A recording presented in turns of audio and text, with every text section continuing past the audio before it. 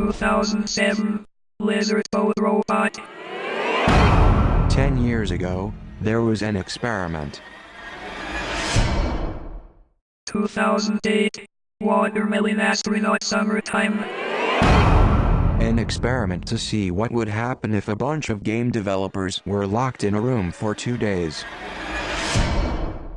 2009 Stormtide Love. They had only then their computers, their talent, noodles, and 3 keywords to spark their creativity.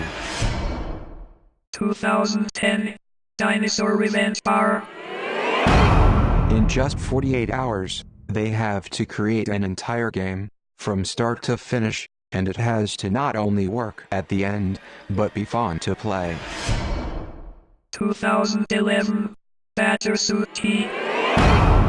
The teams must conceptualize, conceive, design, sketch, model, paint, program, compose, write, polish, and test every aspect of their game from the ground up. 2012 Springlight Monster. It could be argued that anybody who willingly chooses to compete in the 48-hour game-making challenge is crazy. And if you aren't already, come hour 48, there's a pretty good chance that you will be. 2013 Growth Arm Sticky. At some point over the weekend, you might ask yourself the question, why am I doing this? Well, if you're in this room, you're passionate about games. And probably crazy. 2014 Sacrifice Waveguard. 10 years later, the 48-hour game-making challenge is, we think, Australia's longest-running game jam. Many of today's rockstar game developers started out here, so look around if you want to see the future of the industry. 2015 Swallow Thief Collapse. Congratulations to Truna, Luby, all the other organizers, judges, tech crew, and the competitors for making this one of the greatest game jams in the world.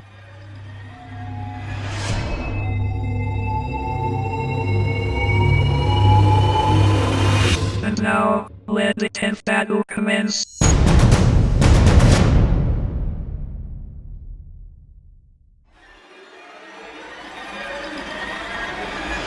Hi, we're the Z Games radio crew, and we are here to announce the 3 words for this 10th anniversary of the 48-hour gaming challenge. This year we've chosen love, power, surprise!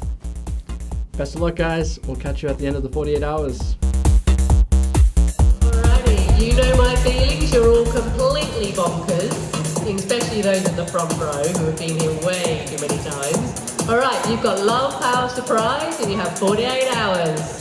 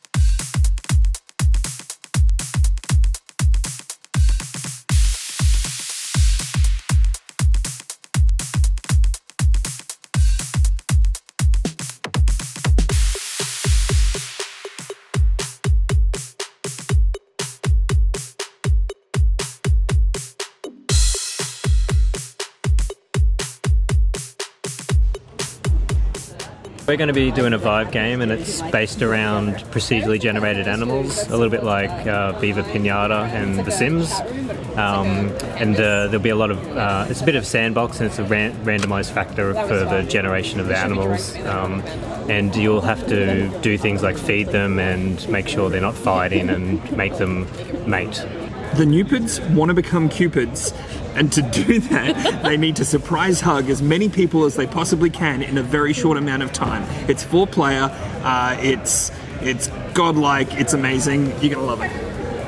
A game about a bidding war between a love icon and a power icon, so maybe like Gandhi versus Donald Trump or something like that, and they're about to get the highest score by collecting love and power items and trying to stop your opponent getting the same. Yeah. You play as a little AI and a robot who was separated from his mother, who was the computer who made him. And it's your journey trying to get back to her. We're making a one-on-one dueling dating sim where you have to use different tactics to try to get Senpai to notice you. So it's all about deceit and trying to put your opponent into unfavorable positions so that you can swoop in and steal the man of your dreams. Our game is based around highly variable team-based grandma combat, where 2 teams battle it out using freshly baked goods for the affection of their grandchildren. This is achieved through randomized control schemes, strange effects placed on the players like flipping the screen and changing the colors, as well as just explosive combat and strange weaponry. We're doing an endless runner where you are a knight running up the side of a castle to win the heart of a princess. And you'll do this through stamina, given love by maidens egging you on as you go. A multiplayer game, your hearts, that's the love. There's a surprise which I won't spoil. And yeah, you have to power yourself up by collecting other hearts. There's a lot of attacking. Yeah, and that's it. So we're making a platformer which depends on players cooperating and making a relationship with each other. It's in the dark and kind of cool, and it should turn into something interesting. Our game is just a lovely day at the park with your loving family. The parents have to do many tasks like barbecuing, serving cakes and delicious things like that. They just also have to make sure that their kids don't accidentally walk out onto the road and get hit by a car along the way. So it's a juggling game of making sure you keep your kids safe and have a good picnic. The idea for our game is that you play as Jeff Goldblum and you're on a date, and in comes bursting the T-Rex from Jurassic Park 1, and you have to defend your woman. It's back for more. Yeah, the T-Rex is back for more for revenge, and you got to defend your woman on the date. And make sure she doesn't get eaten. We're doing a 4-player arena game where you're in the mall on a Wednesday night in South Australia. The power goes off and you're about to go on a hot date. So you've got 3 minutes to pick up some food, some wine, and an activity, and get out and go to your hot date.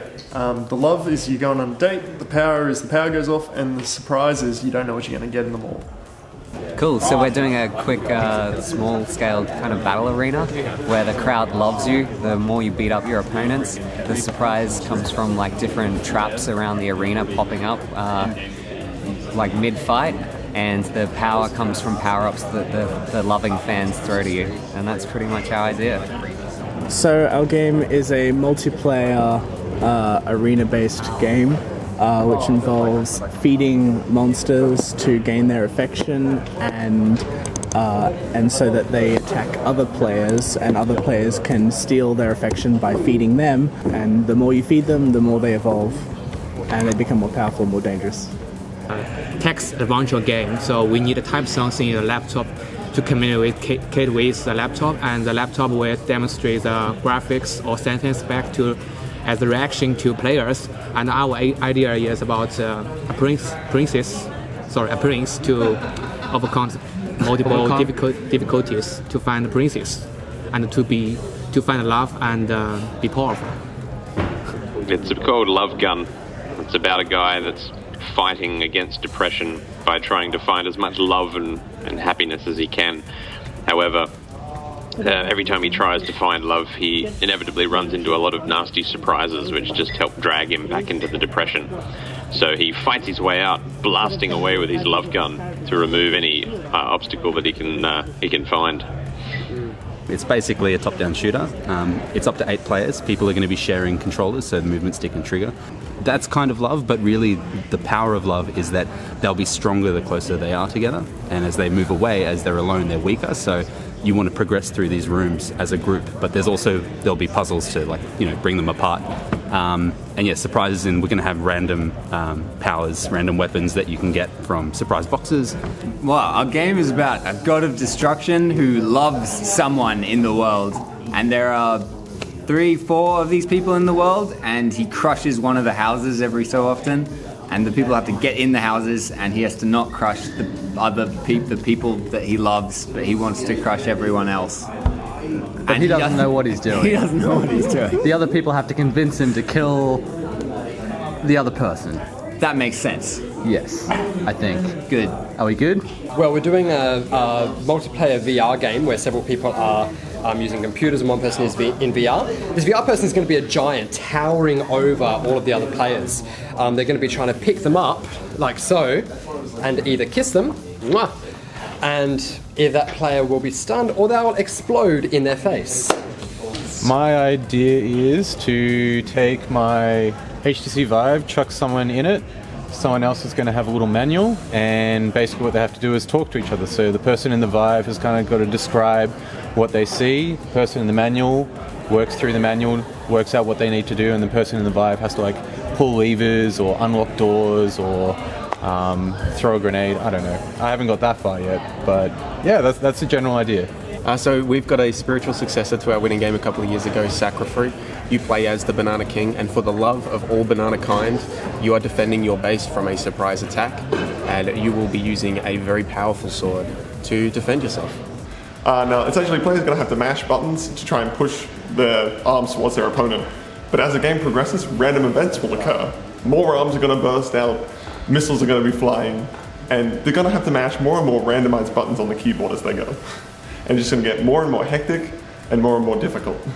And eventually someone's going to fail and someone's going to win. Sort of meta board game for this, our target platform, which is a version of an unreleased late 1960s video game console. You've got 4 lights, 4 switches, 3 buttons, and an amazing 128 bytes of RAM.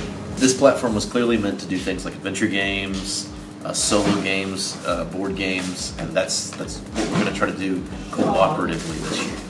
Well, at the moment we have a prototype. It's very simple. You're simply looking for matches, which gets kind of flipped over, and your job as the player is to simply find 2 people that have the same interests and bring them together. So we're actually not building a computer game, we're looking at board games, and at the moment, though it might change, we're looking at doing kind of love letters in Tibet. So kind of fog of war style exploration and building trade routes between cities to send love letters. So far, awesome. Our idea is we're making an asymmetrical multiplayer game where 2 players can either team up or fight against each other to complete a goal, while the 3rd player watches over them and controls their environment from this room. Perfect. Done.